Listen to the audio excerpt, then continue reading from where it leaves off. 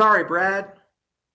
It's not better than chaos. Take the chaos and fight for what's right. Fight for integrity. I didn't sign up to hand the fucking revolution to 15 banks. Wow, what a different tune from Charles Hoskinson. Now, the Brad he was referring to is Brad Garlinghouse, the founder of Ripple. Now, about a year ago, Charles is on video congratulating Brad, and you guys, you made it through the SEC lawsuit. Shout out to the XRP community. We want to bring RLUSD, and we want to work with you. To now this, what happened? What went awry? And how does this negatively affect Cardano? Is this just another liter of fuel to add to the flame of Cardano that has just been nothing but down and to the right, as a lot of cryptocurrencies have? But it seems like the bullish voices in Cardano have gone away. I'll kind of share my updated thoughts on where I believe Cardano is going to go. So make sure to like the video and let's start.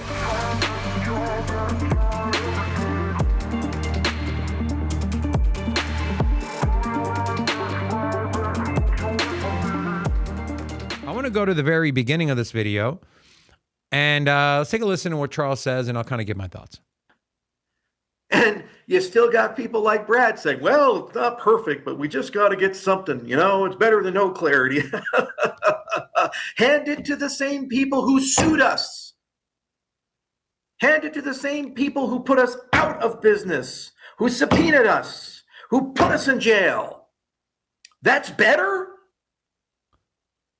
That's what we fought for? That's what we voted for? And tell me, how do we change it? Like we changed the Securities Exchange Act of 1933.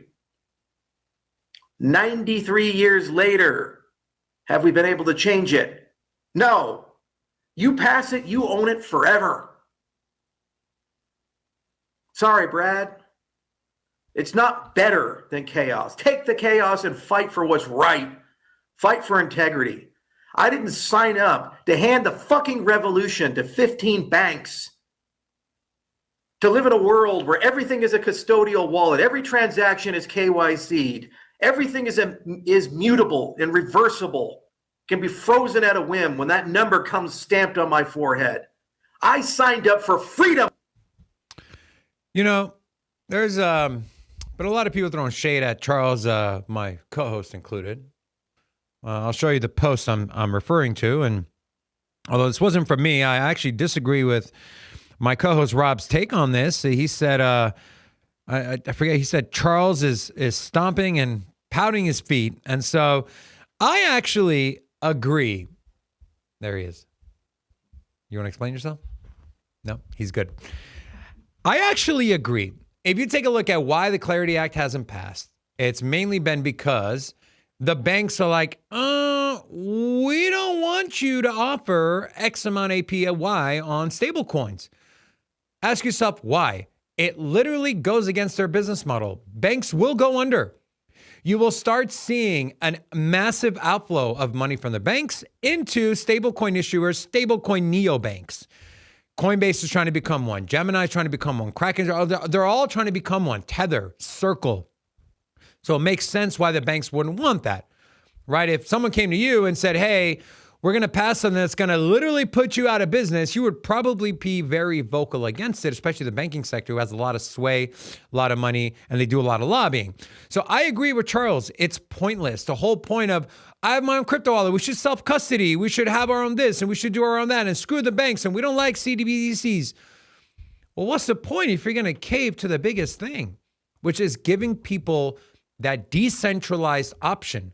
We know centralized entities are always going to stay. Centralized solutions will always be there. Majority of people will pick convenience over sovereignty, convenience over self-sustainability. But the important thing is to have the option, because I'd rather pick the latter. I'd rather pick decentralization. I'd rather get my own APR. I'd rather not let my money sit in a bank, let them lend it on to whoever they want, and me get 0.0025% into my savings account every single month. So I am actually in agreement with Charles. Now, I haven't seen Brad's reaction, unless we can do a quick search here. Brad Garlinghouse, Charles Hoskinson. Let's see if anything pops up here. You know what? Let's actually go to Brad's, just his X handle. Let's not be perfect enemy of the good. Okay, I'll keep saying it, even if we disagree. Clarity over chaos. So he's still kind of, so it doesn't look like he's directly responded to Charles, but it looks like he's kind of holding the line as far as, hey, we'll take what we can get. And I get Charles's perspective, and I get the people, well, I kind of get the people that are just so fed up with the uncertainty. They just want something in place. Now, how does this affect Cardano? Let's take a look at Cardano's price action. Cardano is barely holding on to that number 10 spot. Well, now they're actually up almost $2 billion ahead of Bitcoin Cash, but it was just around 300 million for Bitcoin Cash to close that gap and supplant Cardano and land in the top 10. As you can see, Cardano's volume has dropped. Obviously, the price has dropped. The market cap has dropped. You take a look at Cardano price action. We go to the daily here. And I'm not being unfair to Cardano because vast majority, if not almost all of altcoins look like this. But Cardano has been doing this for longer. It had a little bit of relief rally, but nothing like we saw from the others. You take a look against Bitcoin, guys. I mean, realistically, Cardano has not put in, really hasn't changed the structure against Bitcoin.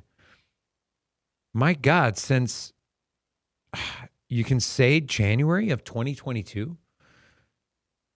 Because if you look here, and I can make the chart a little cleaner here, it has been just lower lows, lower highs. You can say maybe this one for a brief moment in 23, December, came right back down.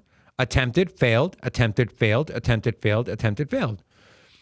And so if you've been in Cardano versus Bitcoin since September of 21, you have lost, we can measure this out,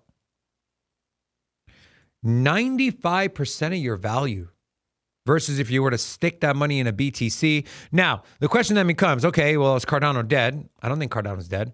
Or is there a big opportunity here?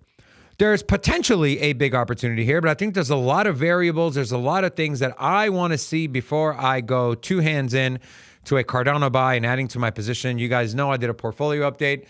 I'm out of a majority of my Cardano. I sold some of it. I sold at an L. I did make a little bit of money on a certain bag that I bought at a fairly lower price. I sold that around $1.05. But I am not ready to go back into Cardano just yet. We saw the proposal pass where they're supposed to bring in a stable coin, like I think it was a Circle or one of the other big ones. They're supposed to get Pyth, right? We're talking about they don't want Chainlink fine. They get Pyth and Oracle. And Midnight, right? It's going to be a big thing. Yeah, Midnight's been great. The price action's been great. It's in, I believe, in the top 100. No Pyth yet, unless I'm mistaken, which if I am, correct me in the comment section. And no stablecoin yet. And so I'm just tired of the promises. I want to see the action. When I see the action, and I want to see numbers like these, we scroll down here. Fees, supply side fees, revenue. I want to see these numbers go up. Revenue has been zero for quite a while. Fees, 6 million. That's peanuts, right? That's peanuts. Core developers trending down since 2023. Code commits trending down since 2023. So I am in a show me stage, not a, oh, yes, it's going to come, or yes, we're going to do it. We're so excited. I want to see it happen now. And so for me, I am holding steady on my position on Cardano, which is I have a very tiny amount, an amount that if it goes to zero, I don't care. I am not buying and I'm not selling what I have. I'm holding what I have and I'm just waiting to see. Are they going to get the Oracle integration? And are they going to get the stablecoin? If those things happen, at that point, I'll make another video and I'll talk about whether I'm buying or not. I want to know, are you buying Cardano now? Is this a great opportunity? Down 95% against Bitcoin for the last 5 years. Is this the bottom for Cardano against Bitcoin? Are you buying? Let me know in the comment section. Also, do you side with Charles or do you side with Brad Garlinghouse of XRP in terms of, Brad, we should take what we have now. Something is better than nothing. Or Charles, fuck that. We want our cake and we want to eat it too. Let me know in the comment section. Thank you for watching. We'll see you in the next one. Peace.